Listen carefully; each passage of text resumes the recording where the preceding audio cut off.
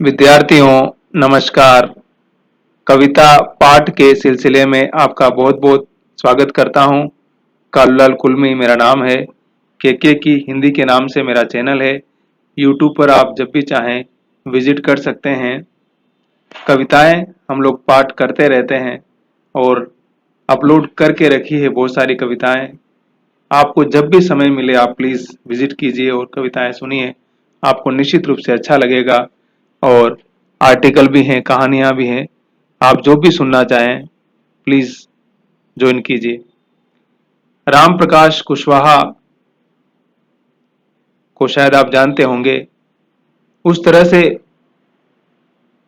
चर्चा में नहीं है या आलोचना के केंद्र में नहीं है, लेकिन उनका सोचने समझने का दृष्टिकोण एकदम डिफरेंट है। ईश्वर को लेकर के हमने बहुत सारी कविताएं पढ़ी। अलग अलग कवियों ने ईश्वर को अलग अलग तरह से अपनी कविता में दर्ज किया। ईश्वर विमर्श तीसरा ईश्वर नाम से ये समझिए कि खंड काव्य की तरह एक लंबी कविता दिनेश जी ने लिखी है। राम प्रकाश कुशवाहा ने जी।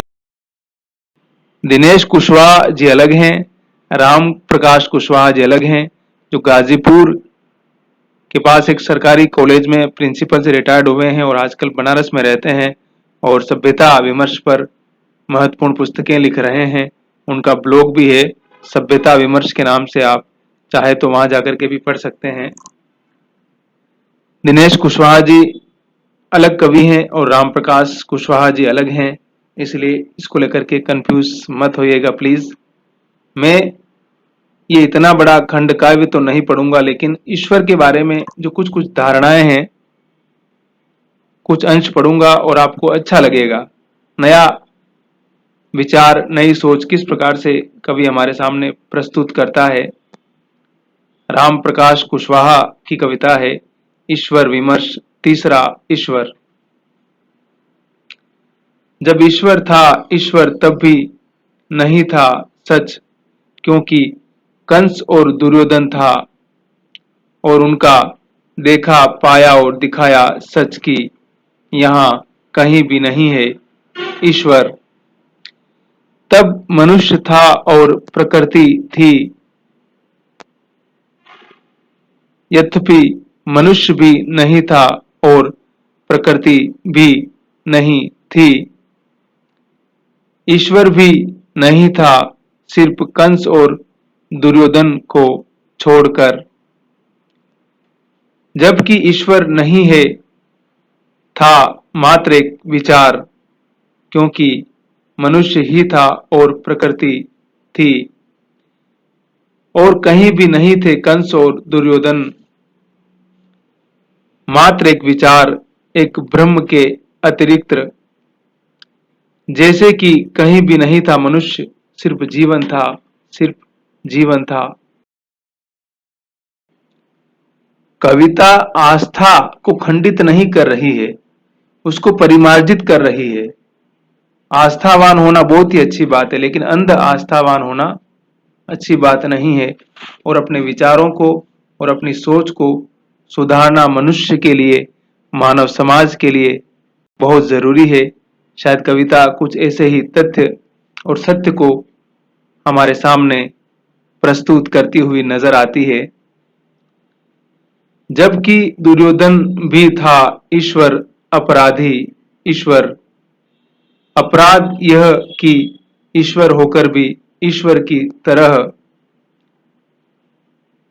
सब कुछ न जीता हुआ। और कृष्ण भी, जबकि कृष्ण भी ईश्वर नहीं था, जैसे दुर्योधन भी नहीं था ईश्वर, फिर भी सिर्फ ईश्वर ही था सच, क्योंकि कृष्ण था। फिर भी कहीं भी नहीं था कृष्ण, क्योंकि ईश्वर था एक विचार, इसलिए ईश्वर था। कृष्ण था और कृष्ण ही ईश्वर था। तब प्रकृति थी, जीवन था, पशु था, चेतना थी और मनुष्य भी था। जबकि पशु भी था एक स्थिति, संज्ञा, और मनुष्य भी एक विचार। कुछ भी ईश्वर है ईश्वर नहीं है का फिर भी कुछ था, कुछ है, कुछ रहेगा, चाहे सिर्फ मनुष्य ही नहीं रहेगा एक दिन। जबकि वहां ईश्वर होगा, मुल्ला और पुरोहित होंगे, ग्रंथ और ग्रंथी होंगे, मनिदर और मस्जिद, गुरुद्वारे और चर्च होंगे, परमाणु, हाइड्रोजन, न्यूज बम होंगे, और ऊर्जा भी होगा, सिर्फ एक विचार जैसे ईश्वर। सिर्फ मनुष्य ही नहीं रहेगा एक दिन। मनुष्य जो पहले भी नहीं था, सच आज भी नहीं है और कल भी नहीं रहेगा।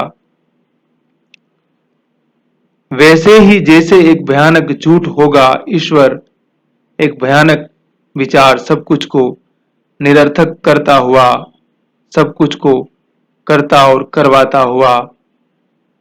मनुष्य और मनुष्य की उन्मादी टकराहटों के बीच भालू सा जरता हुआ, मरता हुआ, प्रतिपल तटस्थ और आसक्त, सतत अनिर्णित, एक भयानक चुप हुआ, ईश्वर सब कुछ को समर्पित करता हुआ, उनके मारने और उनके मारे जाने के प्रति, उनके भूखों मरने और उनका भी खाना डकार जाने के प्रति, उनके सच बोलने, मरने और उनके झूठ बोलने, चरने के प्रति। कुछ ऐसे ही उनकी इच्छा के बिना एक पत्ता तक नहीं हिलता, उनकी इच्छा के बिना धरती पर जन्म नहीं लेते चोर, नहीं होती हत्याएं धरती के किसी भी कोने में। धरती की सारी डकैतियां और सारे बलात्कार उनकी मूर्त इच्छाएं हैं।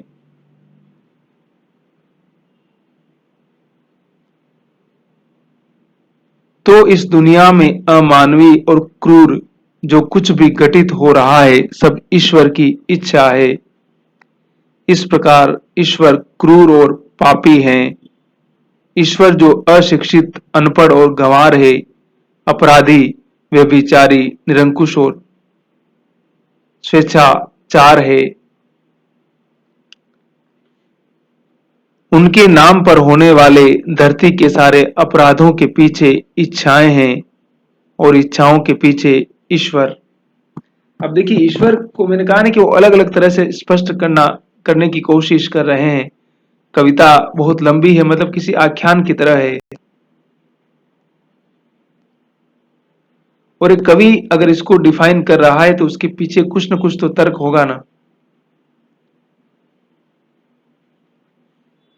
और ईश्वर के पीछे एक शातिर दिमाग, खुदगर्ज, क्रूर मनुष्य है। ईश्वर की ओट ले दूसरे मनुष्यों का शिकार करता हुआ, अपने निकम्मेपन और असफलताओं का ठीकरा ईश्वर के सिर पर फोड़ता हुआ, अपनी विकृतियों और दुष्कर्मों का पर्दा डालता हुआ, अपनी जिम्मेदारियों और जवाबदेहियों से बचता हुआ, अपनी धूर्त और मक्कार भाग्यवादिताओं से दुनिया की सारी बुराइयों का ठेका ईश्वर को देता हुआ, अपने कुकर्मों से ईश्वर को अभिशप्त करता हुआ, युग की विडंबनाओं में उपजा हुआ सत्य सिर्फ इतना है कि जब तक मनुष्य चुप है, सिर्फ तब तक है ईश्वर बोलता है, तब पूर्वत मनुष्य जितना चुप है उतना ईश्वर, जितना बोलता है उतना मनुष्य। कि यह मनुष्य बोलता है कि ईश्वर नहीं रह जाता, यह मनुष्य बोलता है कि ईश्वर नहीं हो पाता।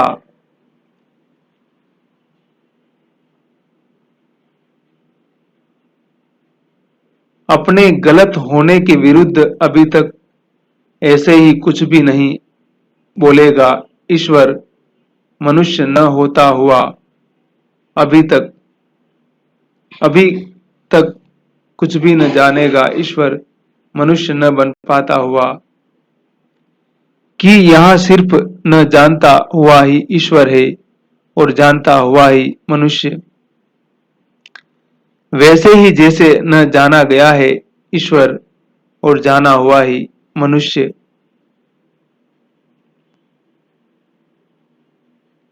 या कि जितना वे उसे जानते हैं उतना वह मनुष्य है और जितना वे उसे नहीं जानते उतना है वह ईश्वर।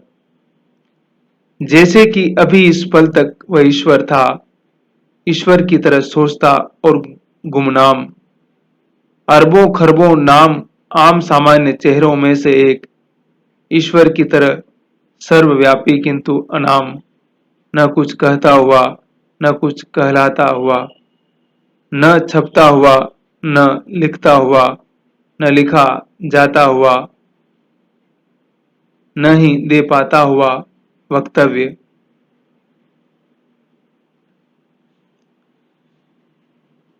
जब बाजार नहीं था जीवन ईश्वर था, जब विज्ञापित नाटकीय औपचारिक और असहज नहीं था मन, विशिष्ट और अंतरंग था, जब सबरंग नहीं था जीवन, न ही बदरंग था ईश्वर था तब। अब जब बाजार है, सार्वजनिक जीवन के नाम पर अंधा छल व्यापार है, सिर्फ बाहर की ओर चलता फिर भीतर से बंद बहरा बाहर संसार है, अब सब है मनुष्य, सब कुछ जानता समझता हुआ, लड़ता लड़ाता, पीटता पिटाता, सुनता सुनाता, गवाता हुआ मनुष्य है, प्रकृति है। मनुष्य के पैर हैं और पैरों के नीचे की मिट्टी, आदिम इंद्रियां है और आदिम वासना की धधकती हुई भट्टी, लिंग बोध अर्थ से घायल देह विभाजित मनुष्य है तो भाषा की अनंत विभाजित सृष्टि। क्या वह शब्द ही था या था ज्ञान? क्या वह अंग ही था या थी क्रिया? क्या वह अनुभव ही था या था ब्रह्म की कब और कैसे एक प्रतीति?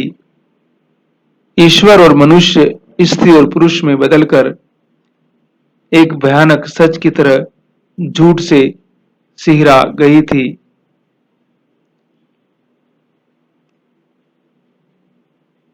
ईश्वर भी यदि सिर्फ है और नहीं जानता कि उसे किसने बनाया, जैसे कि मनुष्य,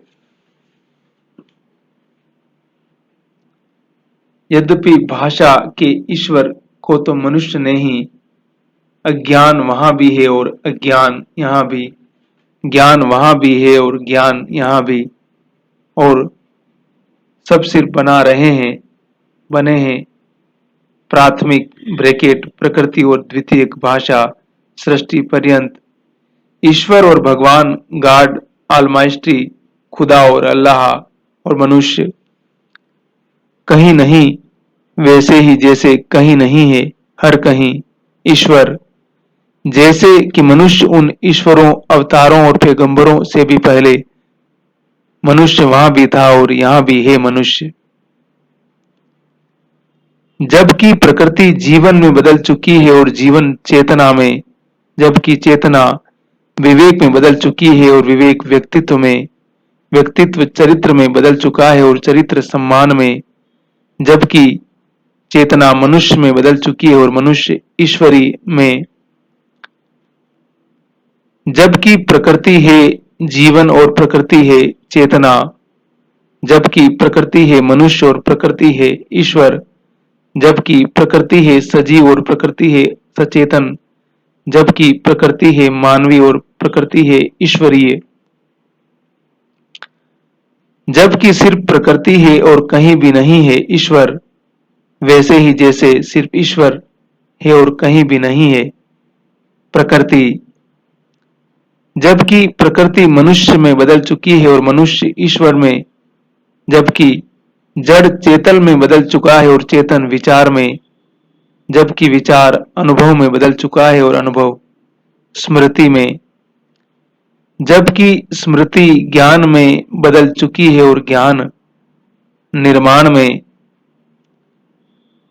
जबकि वहां अपराध भी है और ज्ञान और पाप भी है सृष्टि, जबकि वहां पाप है असंतोष और अपराध है प्रतिशोध, जबकि वहां भौतिक भी है विचार और पदार्थ भी है विज्ञान, जबकि वहां सब कुछ दूसरी बार एक बार फिर सृजित हुआ, जबकि सब एक बार फिर दूसरी बार किया गया, जबकि अंततः मनुष्य ही था अपने विचारों और विश्वासों की पुनर्रचना करता, जैसे कि चेतना थी, जीवन था, प्रकृति ही थी, मनुष्य की रचना करती, वैसे ही सिर्फ मनुष्य ही था, बार बार जांचता परखता फिर रचता, जैसे कि उनका ईश्वर संज्ञाओं के दोराहे पर द्वंद्व में पड़ा कि कहां से और कैसे है वह मनुष्य और कैसे है ईश्वर और क्यों। बहुत लंबी कविता है और मैंने कहा ना कि ईश्वर को लेकर के जितनी भी धारणाएं हैं या मनुष्य के इतिहास के जितने भी दौर रहे हैं उन चीजों को बड़ा विस्तार से राम प्रकाश कुशवाहा जी ने इस कविता में अभिव्यक्त किया है। हम कुछ कुछ अंश आगे पढ़ते रहेंगे और मैंने कहा ना कि जो एक बंधे बंधाए विश्वास है उसको सवालों के साथ जब हम टकराएंगे तो शायद हमारी जो चेतना है उसमें एक नया विचार फूटेगा और ये बहुत जरूरी है। इसलिए कहते हैं ना कि सवाल पूछना बहुत जरूरी है। तो कविता आप के अंश सुनिए, आपको अच्छा लगेगा। हम आगे भी राम प्रकाश कुशवाहा जी की कविताएं पढ़ते रहेंगे और अगले वीडियो में हम मुलाकात करते हैं। अपना ख्याल रखिए और मस्त रहिए।